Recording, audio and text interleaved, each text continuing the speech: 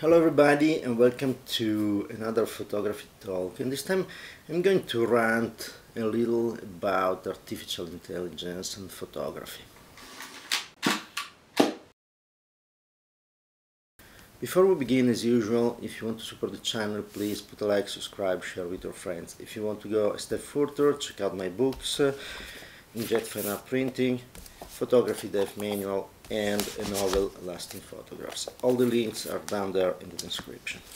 This said, it's news from a few days ago. It's going on.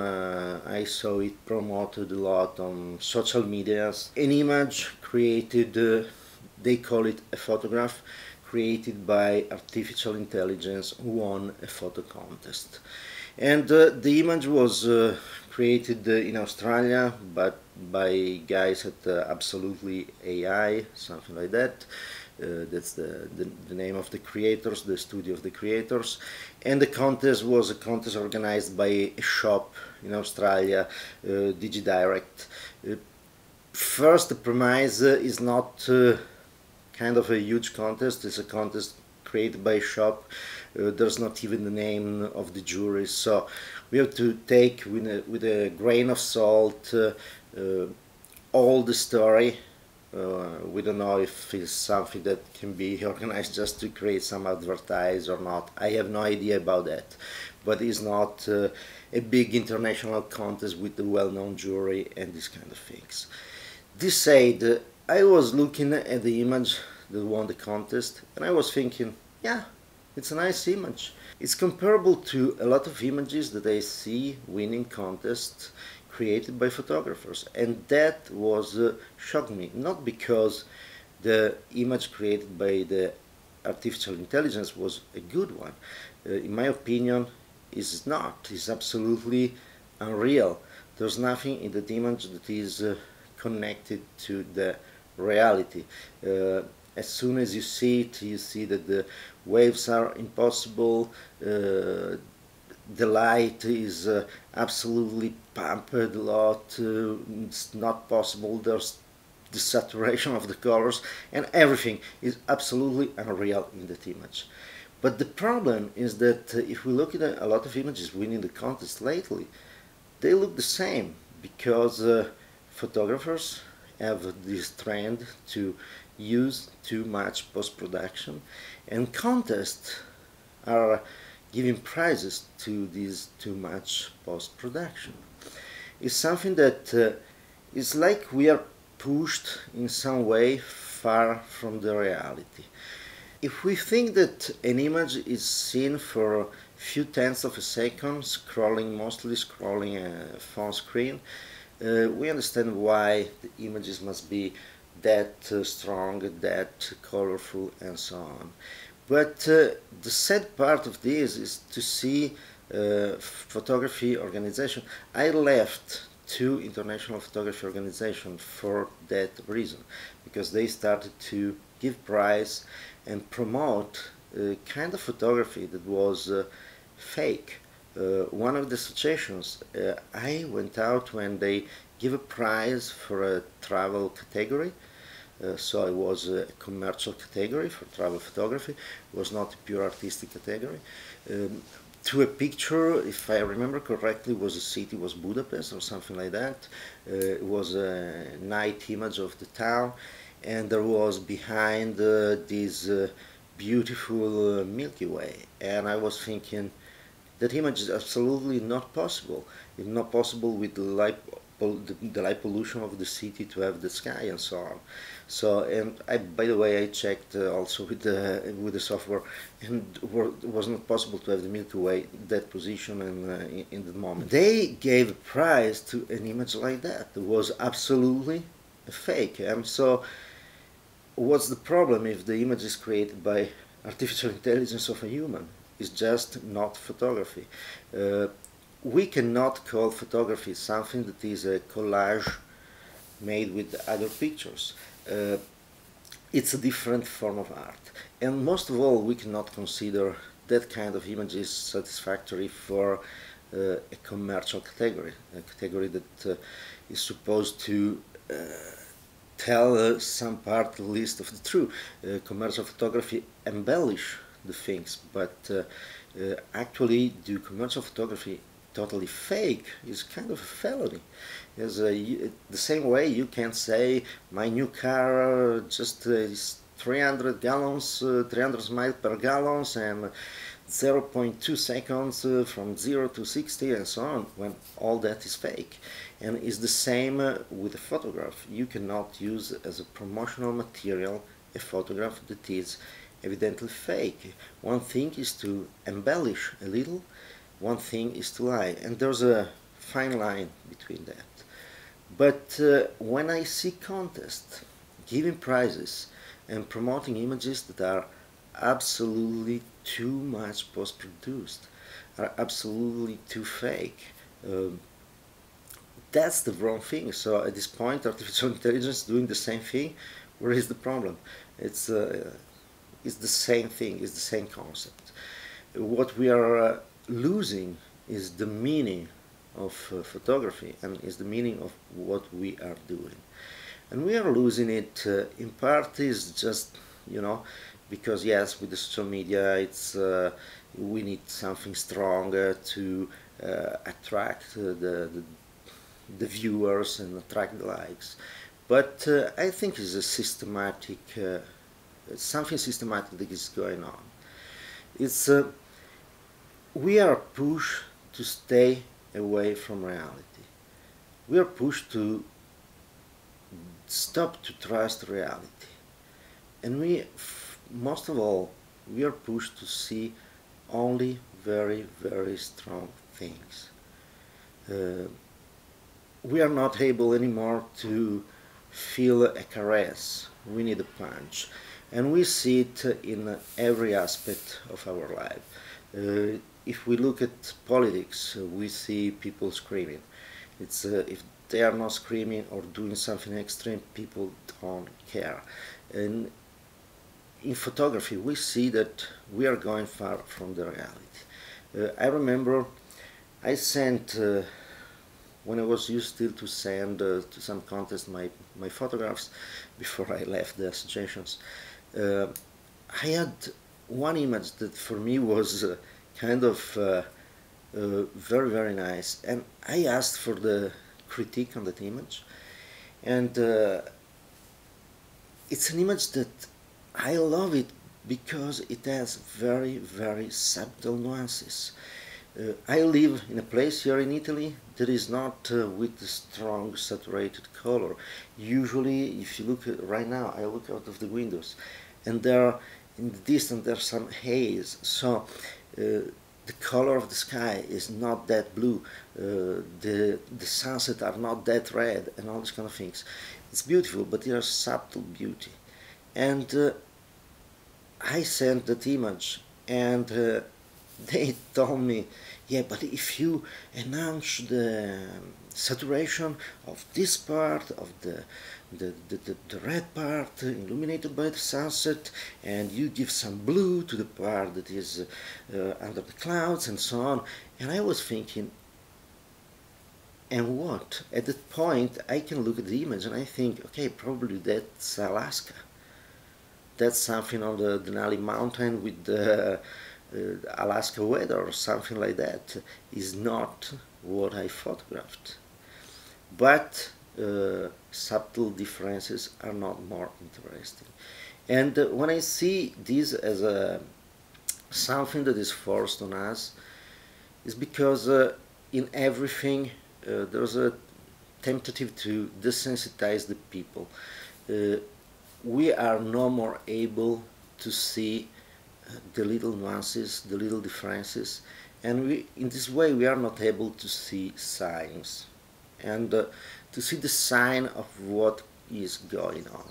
And you can see it, you look outside, and right now everybody, to understand the weather, is looking at an app on a phone, is trusting what they see on the screen. And how many people is still able to look out and think, okay, there are that little puffy clouds there, and I know that in the area, if in the morning the puffy clouds goes up, in the afternoon it will be a thunderstorm. It's easy. There are things that are absolutely easy, but people are no more able to see these signs. And there's another thing that is, for me, strange, that they're pushing all these enhanced reality, and by the way, it's a term I really hate, but they're pushing this fake reality that you see on the screen as something real. And at the same time, they are ruining what is real. If you're in a place like Italy, for example, in Florence right now, in the last years, and you walk around and you think, okay, I'm in the one of the most beautiful places in the world. I mean, and Florence is absolutely beautiful. But you go out after 7 p.m. or something like that, and there's all the trash, all the sacks with the trash out of the shops, out of the homes, on the walkway, because we differentiate, and the collection of the differentiate garbage is door by door, so you have to leave your trash on the walkway and so on.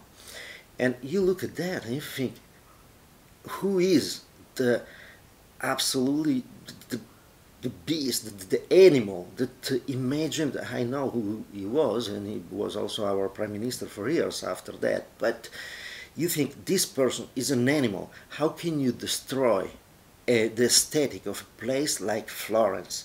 How can you permit to put your garbage in front of Florence monuments?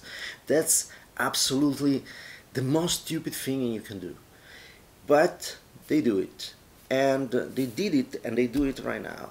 And you look at that and you think, why I have to see virtual reality and a fake reality on a phone or something like that? Simple, because if I see what's going on in real, in Florence, I get really pissed. So in some way, we are ruining what is real to sell something that is fake, and in that way is better.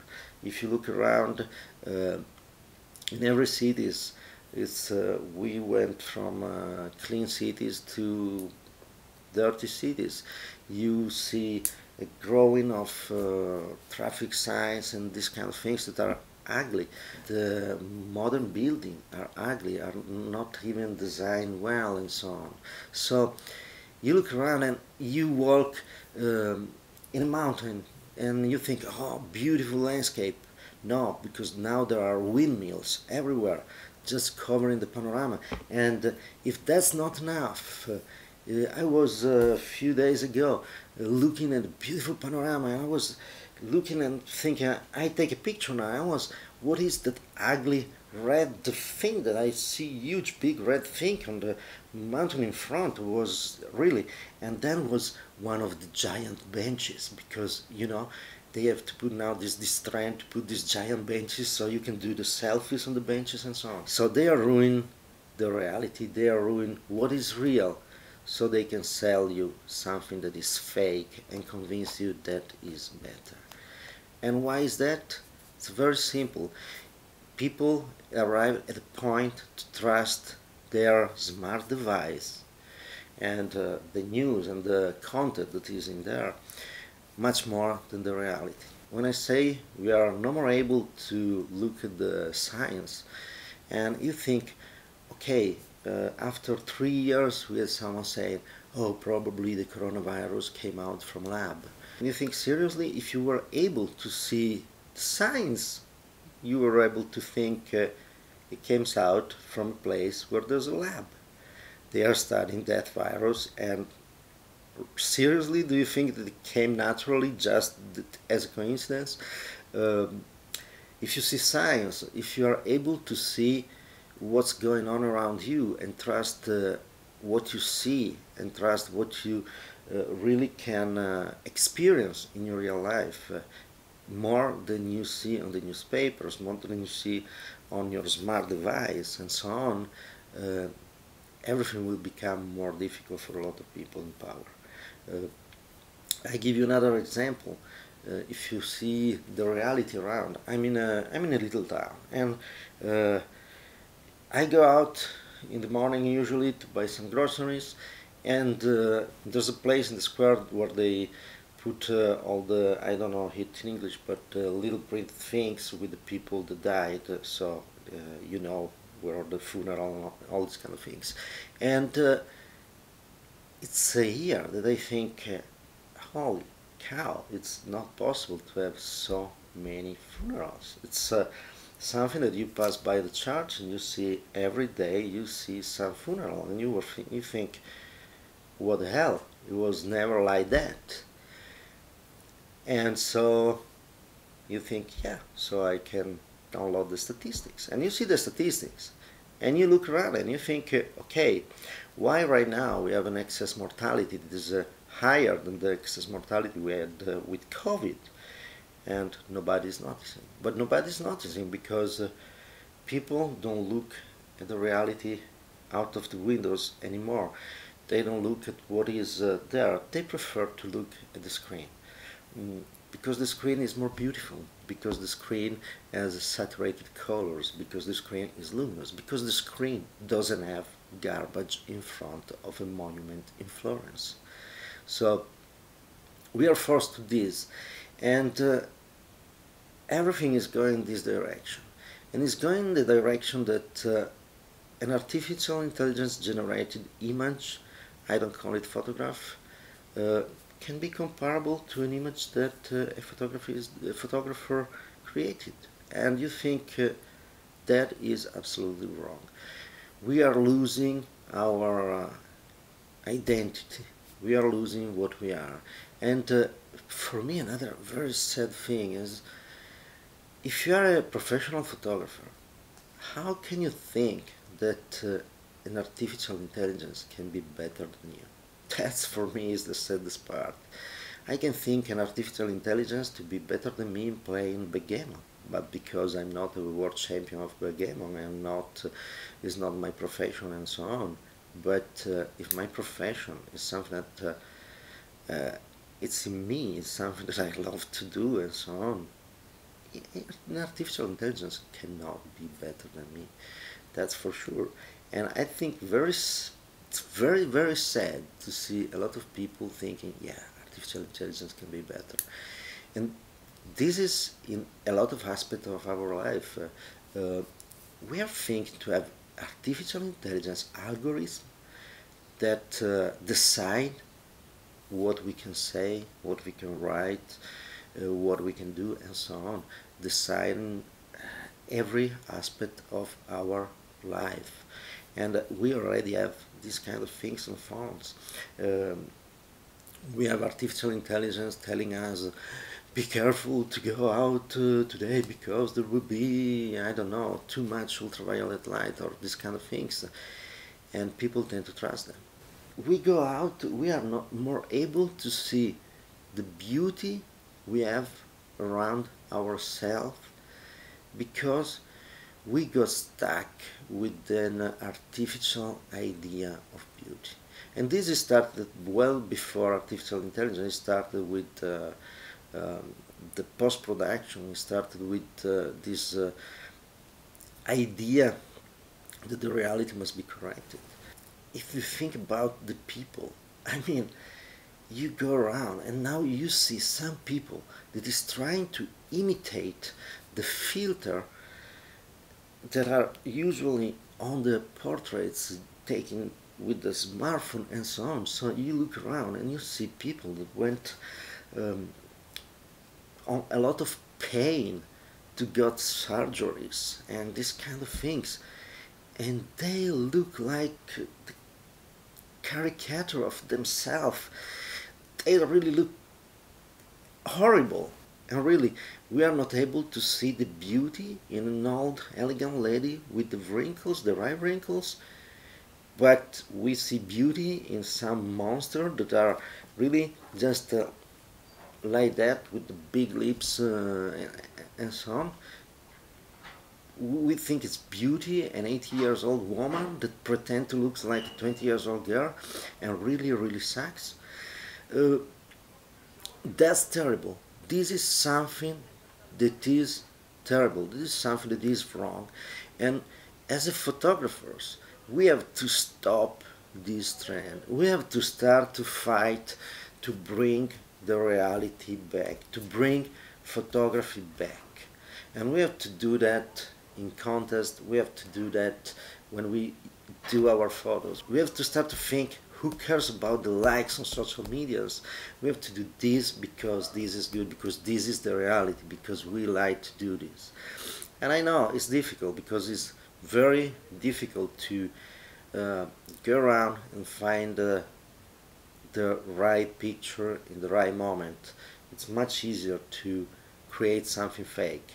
And by the way, there's another thing that for me is unbelievable, is why do we pretend ourselves to generate, and this is another thing that is done by the social media, to generate something that is great every day.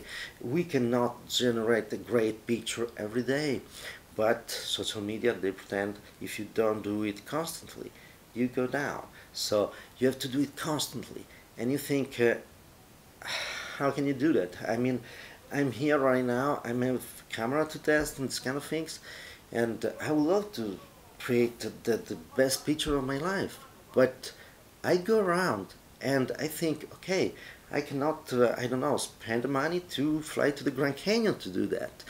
I have to deal with what I have around, and that can be a limit. And I do not pretend every time I get a camera to create a great picture.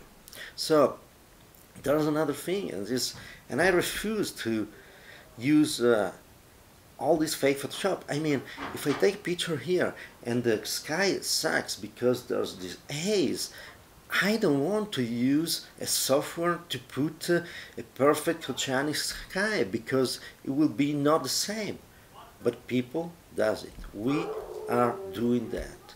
And the fact that we are doing that is absolutely 100% wrong. And we have to stop that.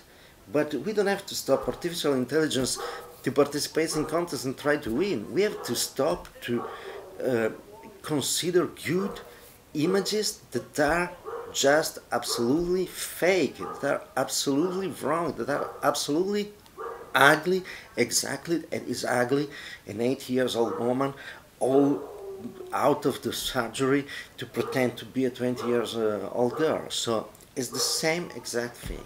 And we have to get back to let the people see the little nuances, to see the little details, to see the little things.